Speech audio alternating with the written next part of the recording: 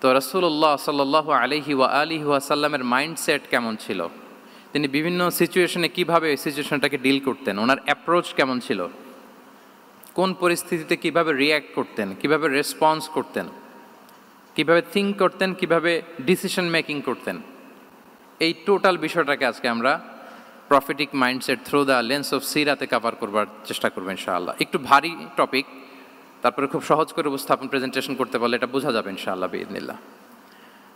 তাহলে আমি প্রায়ই রাসূল সাল্লাল্লাহু আলাইহি ওয়াসাল্লামের মাইন্ডসেট বোঝানোর জন্য সিরাতে ঢুকে যাব, মানে রাসূল সাল্লাল্লাহু আলাইহি ওয়াসাল্লামের আসিরা আল আতিরা আল মুবারাকা, ওনার বায়োগ্রাফিতে প্রবেশ করব এবং সেখান থেকে রেফারেন্সগুলো শেয়ার করব আপনাদের সাথে, এবং সুন্নাহ থেকে রেফারেন্স শেয়ার করব, যাতে করে আমাদের কাছে ক্লিয়ার হয় যে ওনার মাইন্ডসেটটা কেমন, দৃষ্টিভঙ্গি কেমন। আমরা অনেকে বলি না যে দৃষ্টিভঙ্গি বদলান তো জীবন বদলে যাবে, এটা বলি না আমরা? তার মানে এটা খুব গুরুত্বপূর্ণ, মাইন্ডসেট খুব গুরুত্বপূর্ণ। আমরা প্রফেটিক মাইন্ডসেট নিয়ে কথা বলবো ইনশাআল্লাহ। আমি আমার রিসার্চে 12টা মাইন্ডসেট খুঁজে পেয়েছি, based on my personal research. আরও কিছু মাইন্ডসেট থাকতে পারে, কিন্তু মেইনলি ঘুরে ফিরে এই 12টার মধ্যেই সীমাবদ্ধ রাসূল সাল্লাল্লাহু আলাইহি ওয়াসাল্লামের মাইন্ডসেট। সেই 12টা মাইন্ডসেট কি আমি পয়েন্টগুলো উল্লেখ করে আমি মূল আলোচনাতে প্রবেশ করছি। প্রথম হচ্ছে গড সেন্ট্রিক মাইন্ডসেট, 2 নম্বরে ভিশন ওরিয়েন্টেড, 3 নম্বরে উইজডম ড্রিভেন, 4 নম্বরে রিফর্ম সেন্ট্রিক, 5 নম্বরে ওপেন মাইন্ডেড, 6 নম্বর এন্টারপ্রেনাল, 7 নম্বর কনসিডারেট, 8 নম্বর ট্রান্সপারেন্ট, 9 নম্বর অ্যাপ্রিসিয়েটিভ, 10 নম্বর হচ্ছে ফ্লেক্সিবল, 11 নম্বর অপটিমিস্টিক, 12 নম্বর হচ্ছে resilient. Based on my research, আমার ক্ষুদ্র গবেষণা আমি খুঁজে পেয়েছি যে রাসূল সাল্লাল্লাহু আলাইহি ওয়াসাল্লাম এই ধরনের মানসিকতার অধিকারী ছিলেন, এই অ্যাপ্রোচের অধিকারী ছিলেন। প্রথম যেই মাইন্ডসেটটা নিয়ে আমরা আলোচনা করব সেটা হচ্ছে গড সেন্ট্রিক মাইন্ডসেট বা আল্লাহ সেন্ট্রিক মাইন্ডসেট। অর্থাৎ রাসূল সাল্লাল্লাহু আলাইহি ওয়াসাল্লাম যে কোনো কাজে তিনি আল্লাহ তাআলাকে ফিল করতেন, সব কিছু ছিল আল্লাহ তাআলা কেন্দ্রিক। যাই তিনি করতেন না কেন, একজন মহান সত্তার সন্তুষ্টির জন্যই তিনি সেটা করতেন। তিনি কে? আওয়াজ করে বলুন, তিনি কে? আল্লাহ সুবহানাহু ওয়া তাআলা। তার সন্তুষ্টির জন্যই তিনি সব কিছু করতেন, এবং সবসময় তিনি এটা ফিল করতেন যে আমার আসল ভরসা স্থল হচ্ছে আল্লাহ তাআলা। আসল ভরসা স্থল কে? আল্লাহ তাআলা। এবং আল্লাহকেই তিনি ওনার নিজের অভিভাবক হিসেবে সবসময় চিন্তা করতেন, এবং তার দয়ার পরশেই যে আমরা বেঁচে আছি, তিনি যে আমাকে আগলে রেখেছেন, সার্বক্ষণিক এটাকে মনের মধ্যে ধারণ করা, সবসময় এই চিন্তাটা ভেতরে লালন করা, এটাকেই বলে গড সেন্ট্রিক মাইন্ডসেট বা আল্লাহ সেন্ট্রিক মাইন্ডসেট। এই মাইন্ডসেটের অধিকারী যদি আপনি হতে পারেন, আপনি একটা ডিভাইন পাওয়ার শিল্ডের ভেতরে থাকবেন, একটা ডিভাইন প্রোটেকশনে থাকবেন। চারিদিকে তুফান, ঝঞ্ঝা, ঝড়, অনেক কিছু, কোনো কিছুই আপনাকে স্পর্শ করবে না, কারণ আপনার গড সেন্ট্রিক মাইন্ডসেট আছে। একটা মহাশক্তিধর সত্তার সাথে আপনার সংযোগায়ন আছে, কানেক্টিভিটি আছে। সো প্রথম মাইন্ডসেটটা হচ্ছে গড সেন্ট্রিক মাইন্ডসেট। রাসূল সাল্লাল্লাহু আলাইহি ওয়াসাল্লাম সবসময় সব কিছু আল্লাহ তাআলার সন্তুষ্টির জন্য করতেন, এবং তিনি ভাবতেন আমার কেউ না থাক, আল্লাহ আছে। যার কেউ নাই তার কে থাকে? আল্লাহ আছে। এটাই হচ্ছে গড সেন্ট্রিক মাইন্ডসেট। আসুন আমরা সিরাতের ভেতরে ঢুকে যাই, যেহেতু আমরা বলেছি থ্রু দ্য লেন্স অফ সিরা। সিরাতের পরতে পরতে, সুন্নাহর পরতে পরতে আমরা দেখব যে তিনি গড সেন্ট্রিক মাইন্ডসেটের অধিকারী ছিলেন কিনা। আল্লাহর হাবিব সাল্লাল্লাহু আলাইহি ওয়া আলিহি ওয়াসাল্লাম একবার একটা যুদ্ধ থেকে ফেরার পথে মরুভূমির মাঝখানে সেনাবাহিনীকে থামিয়ে বিশ্রামের ঘোষণা দিলেন যে তোমরা একটু বিশ্রাম নাও। তো উনি একটা গাছের নিচে বিশ্রামের জন্য গেলেন, এবং সেখানে গাছের ডালে ওনার তলোয়ারটা ঝুলিয়ে রাখলেন, ঝুলিয়ে বিশ্রাম নিতে লাগলেন, ঘুমিয়ে পড়লেন। হঠাৎ এক বেদুইন এসে রাসূল সাল্লাল্লাহু আলাইহি ওয়াসাল্লামের এই কোষবদ্ধ তলোয়ারটা কোষমুক্ত করে এরকম হাতে নিল। রাসূল সাল্লাল্লাহু আলাইহি ওয়াসাল্লাম ঘুম থেকে জেগে উঠলেন। এবার বেদুইন বলতে আরম্ভ করলো, মাইয়ামনাউকা মিন্নি, এই মুহাম্মদ তোমাকে এবার কে বাঁচাবে বলো, এই তো আমার হাতে তলোয়ার, কে বাঁচাবে? সাথে সাথেই আল্লাহর হাবিব সাল্লাল্লাহু আলাইহি ওয়া আলিহি ওয়াসাল্লাম উনি উত্তরে বললেন আল্লাহ। উত্তরে কি বললেন? কোনো চিন্তা ভাবনা নাই যে ওরে আঘাত করা যায় কিনা পাল্টা, বা কোনোভাবে ওর কনফিডেন্স ডাউন করা যায় কিনা, এদিক সেদিক কারো সাপোর্ট চাওয়া যায় কিনা, কোনো দিকে না তাকিয়ে কি বললেন? আল্লাহ। সবসময় তিনি আল্লাহ কেন্দ্রিক ছিলেন। এটাকে বলে গড সেন্ট্রিক মাইন্ডসেট। যে কোনো পরিস্থিতিতে তিনি আল্লাহ যে আমার সাথে আছেন এটা কল্পনা করতেন।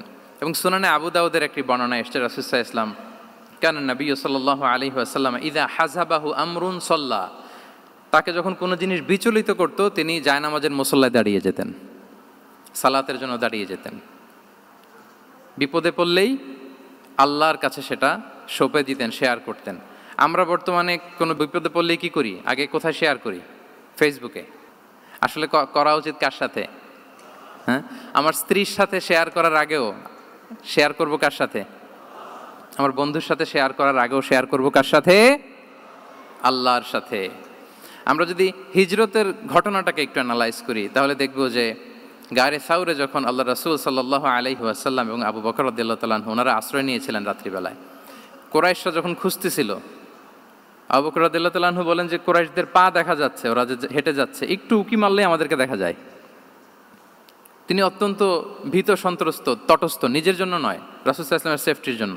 রাসূল সাল্লাল্লাহু আলাইহি ওয়াসাল্লাম আবু বকর রাদিয়াল্লাহু তাআলা আনহুকে বলেন যে আবু বকর চিন্তা করো না, লা তাহসান ইন্নাল্লাহা মা'ানা, আবু বকর চিন্তা করো না, আল্লাহ আমাদের সাথে আছেন। সুবহানাল্লাহ। আমাদের সাথে কে আছেন? আল্লাহ আমাদের সাথে আছেন। এটা হচ্ছে গড সেন্ট্রিক মাইন্ডসেটের উদাহরণ। আপনার মনকে বুঝাতে হবে যে আল্লাহ আমার সাথে আছে। মনকে তুমি বুঝিয়ে বলো আল্লাহ আছে আমার সাথে। এই বাক্যটা মুখস্থ করা যাবে?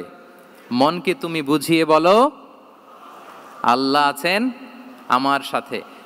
আপনার পুরো জীবনের সব কাজের সাথে যদি এই বাক্যটাকে মিলিয়ে ফেলতে পারেন, দেখবেন যে কোনো কিছুই আপনার ক্ষতি করতে পারতেছে না। এটাকে বলে গড সেন্ট্রিক মাইন্ডসেট। আল্লাহ আমার সাথে আছেন, কেউ নাই কিন্তু আল্লাহ তাআলা আমার সাথে আছেন। এবং গড সেন্ট্রিক মাইন্ডসেটের সবচেয়ে বড় সুবিধা হচ্ছে আপনার মনে কখনো হতাশা কাজ করবে না, হতাশা বাঁধবে না, কারণ আপনার সাথে এক মহাশক্তিধরের কানেক্টিভিটি আছে। তিনি কে বলুন তো আওয়াজ করে? তিনি আল্লাহ। হতাশা আসবে না। এই যে আমাদের জাতীয় জীবনের এখন সবচাইতে বড় বড় সমস্যাগুলোর যদি আমরা লিস্ট করি, একটা বড় সমস্যা হচ্ছে ডিপ্রেশন, তাই না? আমরা ডিপ্রেশনে ভুগি না? আপনাদের ডিপ্রেশন হয় কখনো? আচ্ছা, ডিপ্রেশন কাকে বলে আগে বলে। ডিপ্রেশন হচ্ছে আপনার আর আপনার রবের মাঝে যে দূরত্ব, এটার নাম ডিপ্রেশন। আই রিপিট, আমার আর আমার রবের মাঝে যে গ্যাপ, আমাদের সম্পর্কের যে দূরত্ব, এটার নাম কি? ডিপ্রেশন। আপনি যত আল্লাহর সাথে সম্পর্ক জোরদার করতে পারবেন, ডিপ্রেশন আপনার থেকে দৌড়ে পালাবে। এজন্য আমাদের বিশ্বাসীদের জীবনে কোনো ডিপ্রেশন নাই। আছে? আমাদের ডিকশনারিতে কোনো ডিপ্রেশন আছে বলেন তো? আমাদের সাথে আল্লাহর সম্পর্ক কেমন বলেন? মজবুত? আলহামদুলিল্লাহ পড়ুন সবাই।